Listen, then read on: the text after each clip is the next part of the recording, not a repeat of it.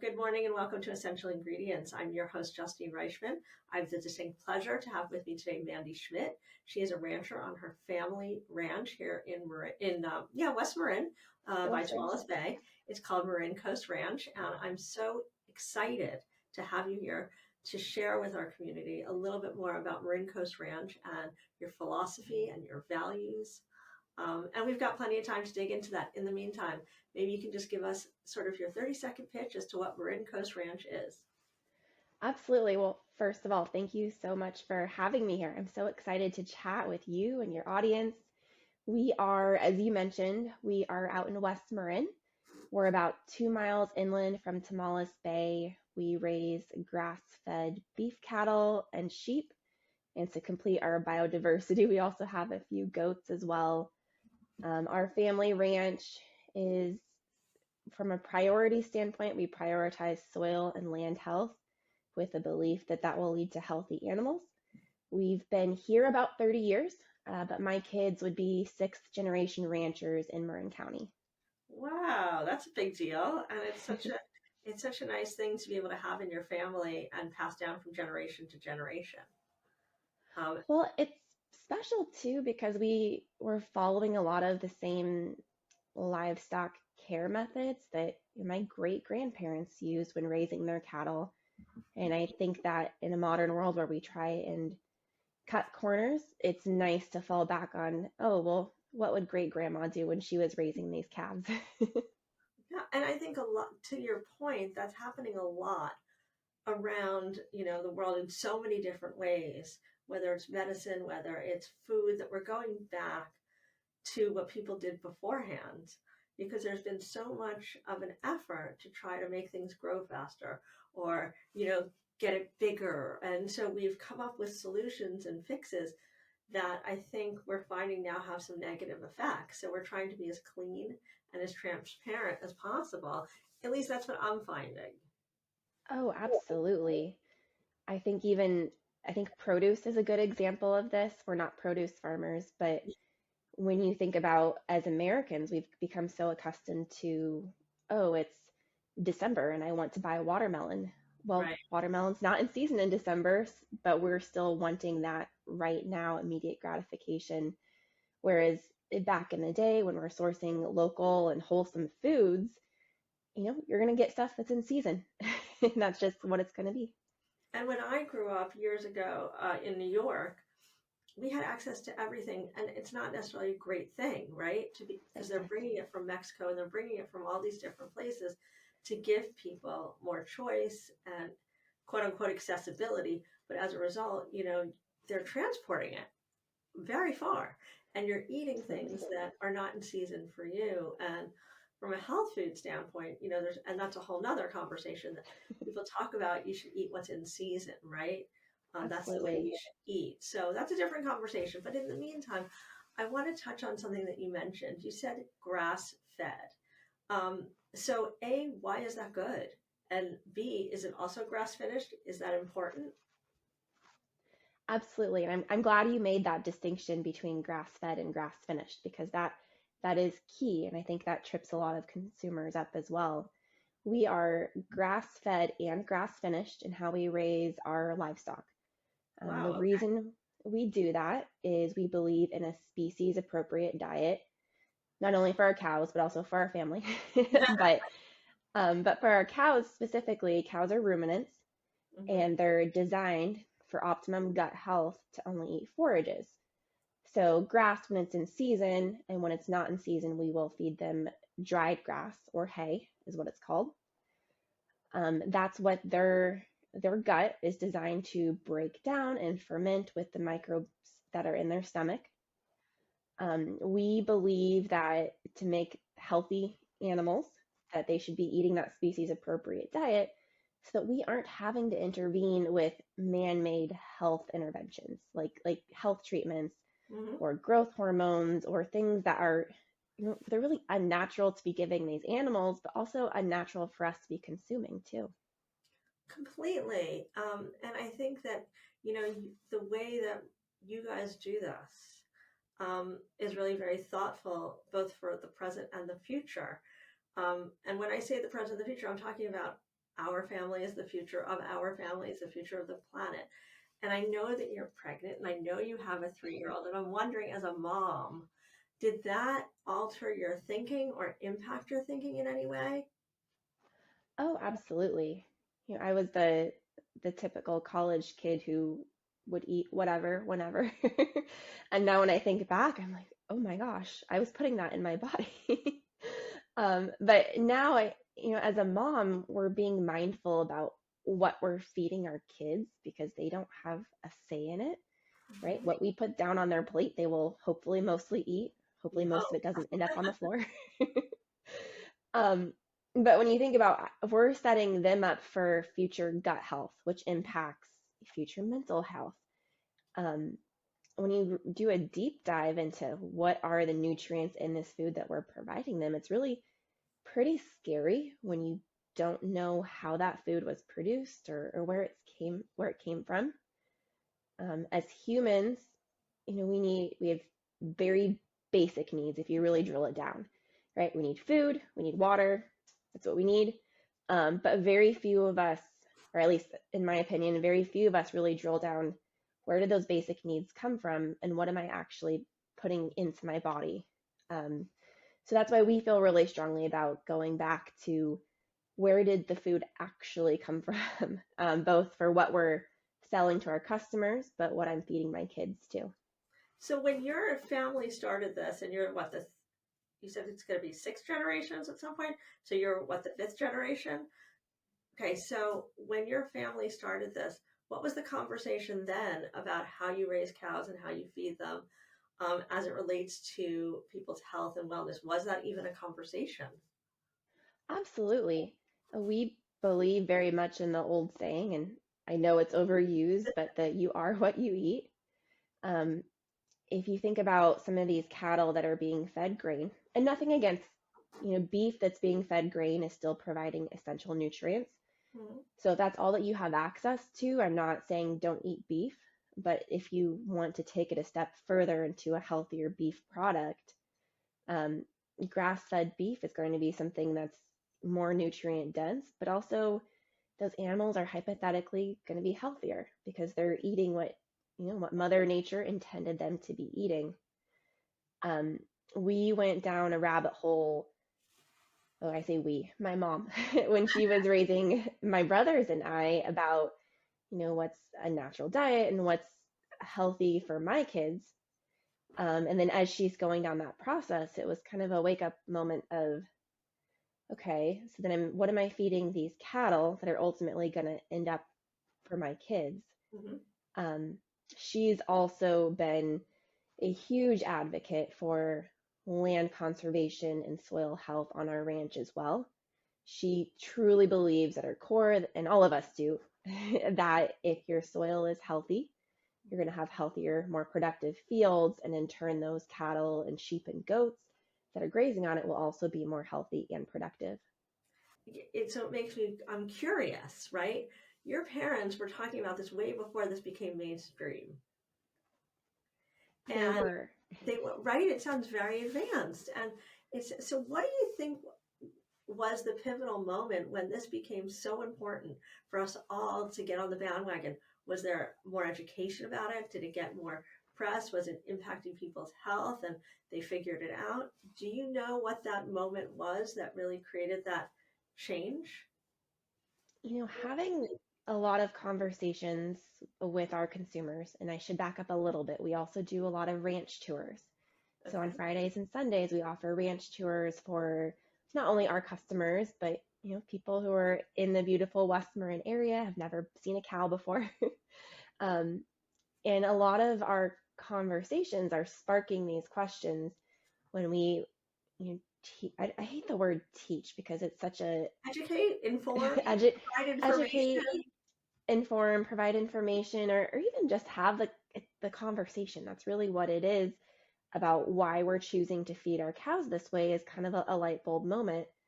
But I think the driver, and when we saw that big switch from customers just wanting to buy local beef from us to actually wanting to know more, not just us educating them, but wanting to know more, was during COVID when there was food shortages.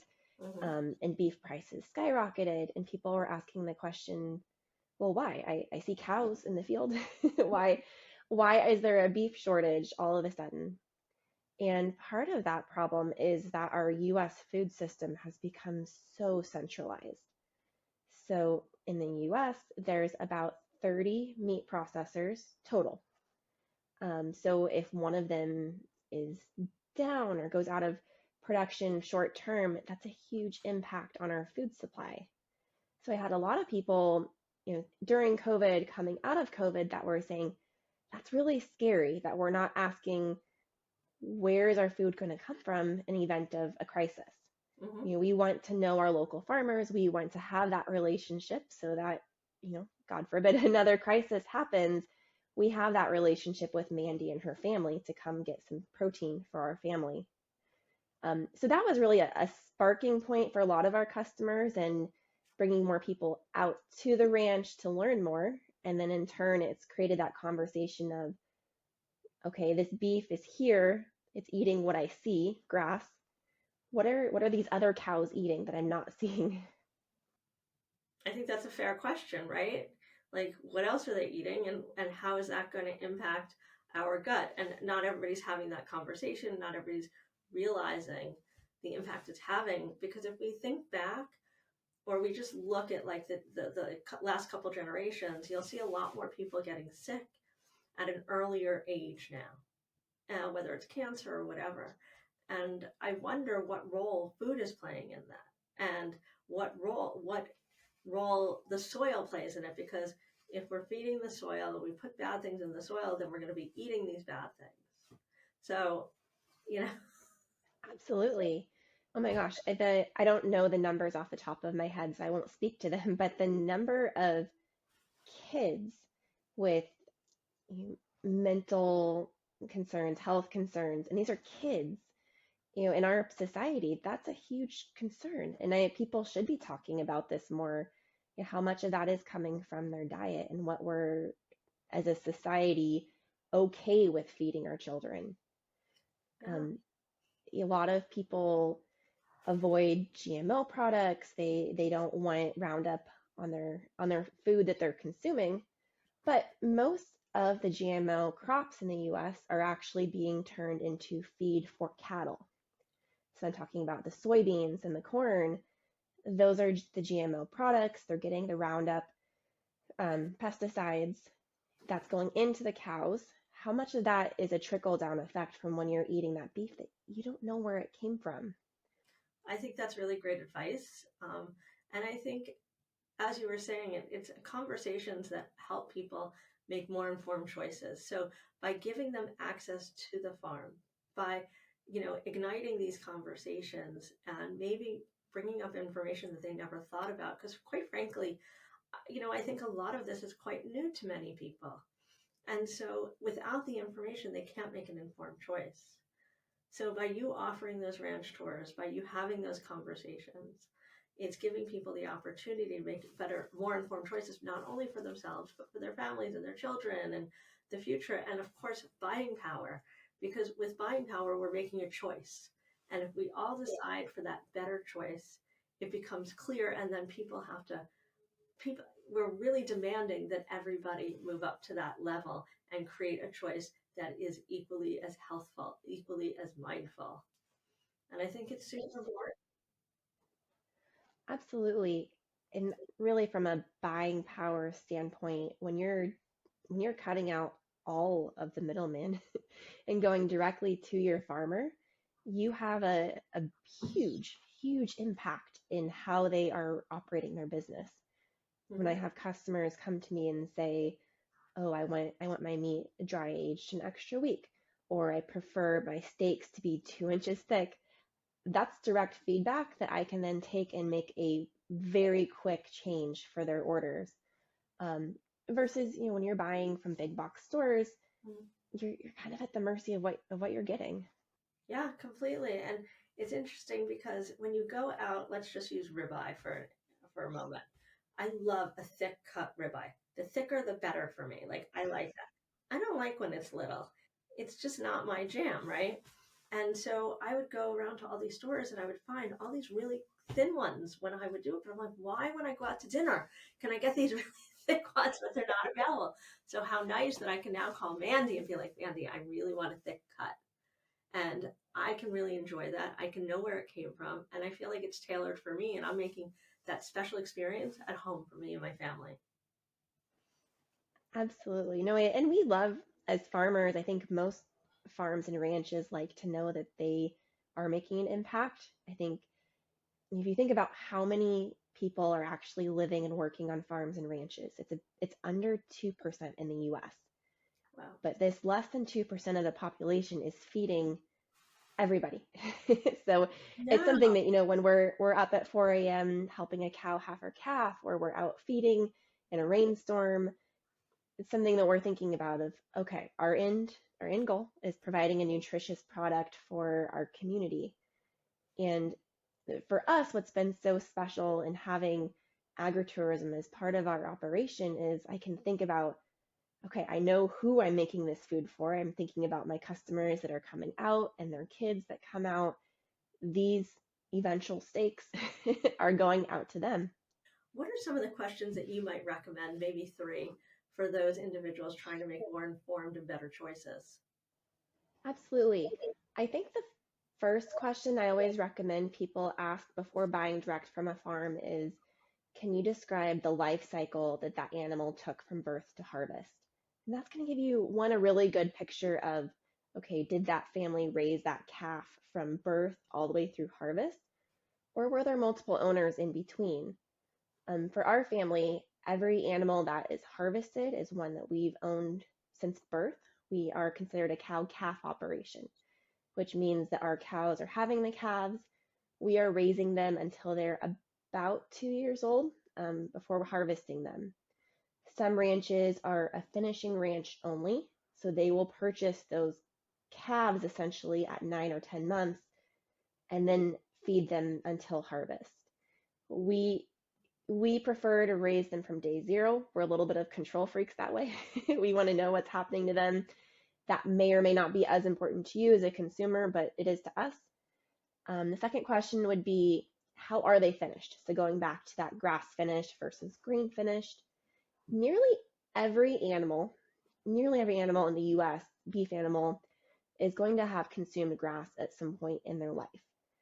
So the grass fed conversation is really not a great one because nearly every beef animal will have eaten grass. Right. It's the what did they eat during that last, what we call finishing phase. Some people do grass finish like us, where that animal is only eating forages. Others will do a grain finish. So they're going to be eating the corn and the soybeans and the barley the last 100-ish days of that animal's life.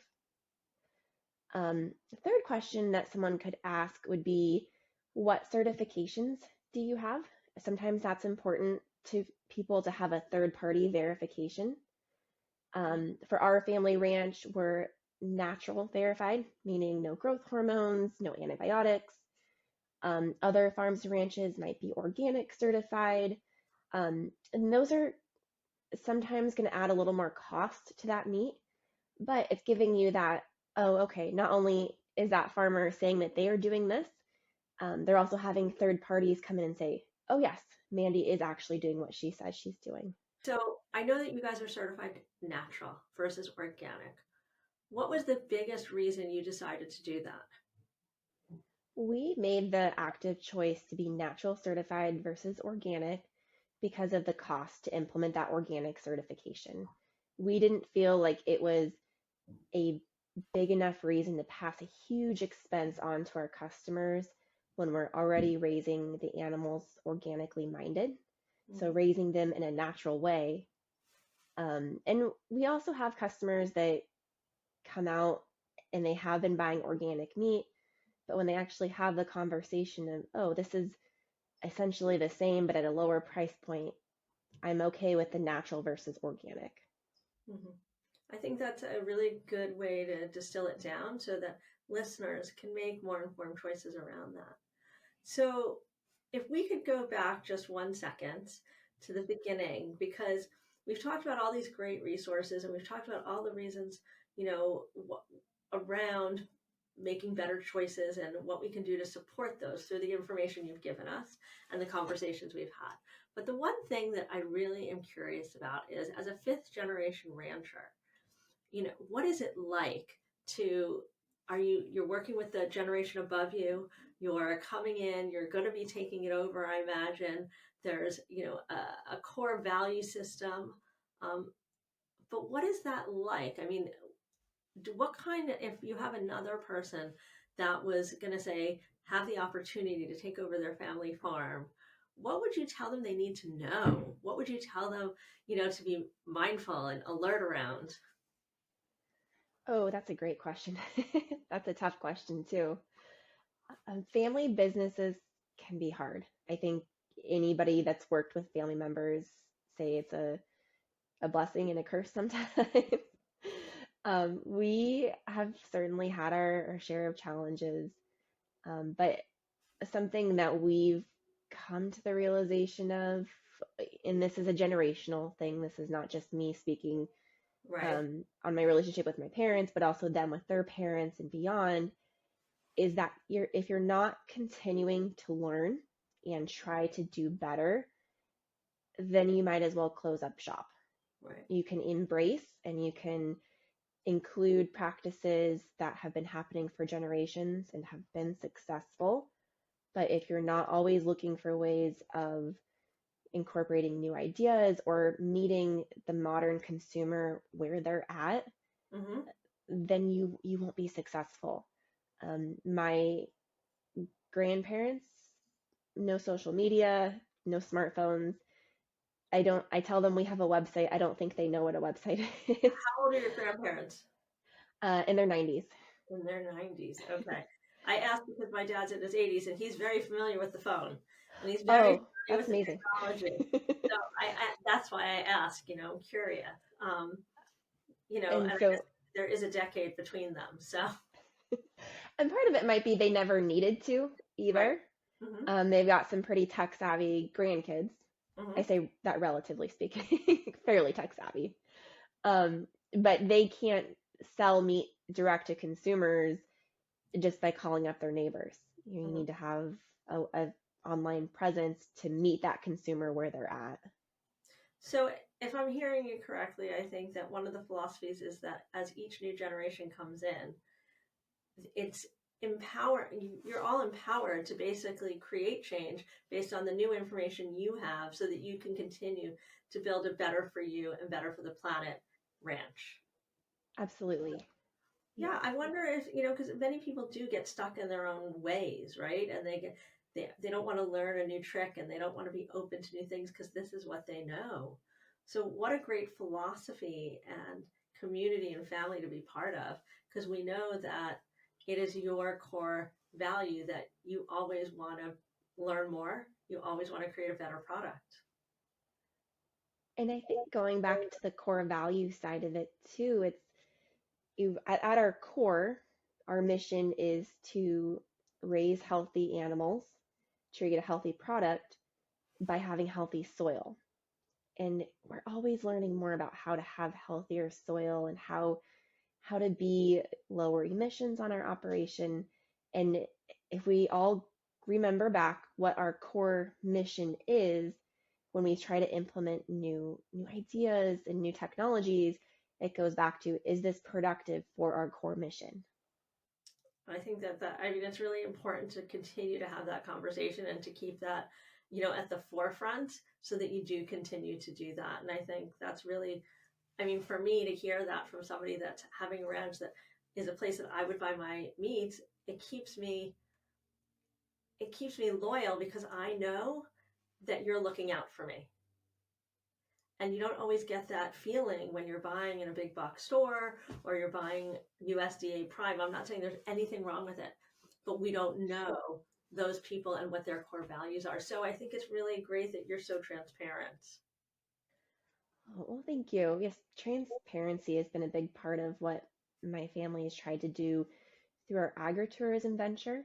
Right. We invite hundreds of guests out to the ranch every year, and my biggest pet peeve is hearing other farmers, other ranchers talk about, oh, the modern consumer doesn't know or doesn't care about where their food comes from. And you know what? The reason why is because you, and I'm using you as a general, you as that farmer or rancher, you haven't tried to make that connection. Have you invited kids out to see where their food comes from? Have you invited people to your farm? And if you haven't tried to articulate how your operation is making that food, it's really not the consumer's fault that they don't know. Well, I think it comes down to education, right? So and I don't want to put all the education responsibility on the farmer or the rancher because that's not fair either, right? But I do think that one of the premises for this podcast is to inspire other founders and ranchers and innovators in the space to create and make more informed choices, right? So here is a platform that people can come to so that they can hear from other founders, other ranchers, other people in their industry, and understanding some of the challenges they have, some of the resources that they play into, some of the things that they look for, so that they can decide for themselves. Not to say that any one person is their answer, but it's just a way to continue the conversation and to ignite curiosity. Absolutely. I love that. Igniting curiosity. Like you mentioned earlier, people don't always know what questions to ask. So, I appreciate you taking the time to share those questions, share your story, and share what is important to you guys. And hopefully, that will inspire other farmers and ranchers and innovators in the space, as well as end consumers, to be able to make more informed choices. So, Mandy, thank you so much for joining me today. For those interested in learning more about your ranch or purchasing some meat or coming for a tour, what would be the best way to go about doing that? Yes, they can find us at marincoastranch.com or, of course, on our socials at Marin Coast Ranch. Always happy to receive emails as well direct if you prefer, marincoastranch@gmail.com. We offer ranch tours on Fridays and Sundays and field trips or group events throughout the week. So just let us know what you're interested in. Awesome. Thank you so much. I want to come for a tour now.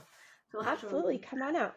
I that. think you've actually been to our ranch as part of the AIM Gala last I year. have been, but at the gala, you don't really get a sense. It was beautiful, and when you walk in and you're registering, you could see the beautiful vista and the whole thing. But we were really inside, right? I Yes. was inside at the gala, and what a great cause Agricultural Institute of Marin is, and what a great space you have. But I'd love Thank to be you. able to, see a little bit more about those, animals and see where they're living and better understand this process so that I can continue to share it in my community. I would love that. Yes. Come on out, Justine. All righty, we'll talk soon. Thank you so much Thank for tuning you. in. And for those who are watching on the video cast, don't forget we also have a podcast that you can listen to wherever you hear your podcast: iTunes, iHeartRadio, etc. It's on the Next Gen Purpose channel. It's called Essential Ingredients, of course. And we look forward to having you with us each week. And if there's any topics that we have not covered, please do reach out and let us know. Bye. Bye.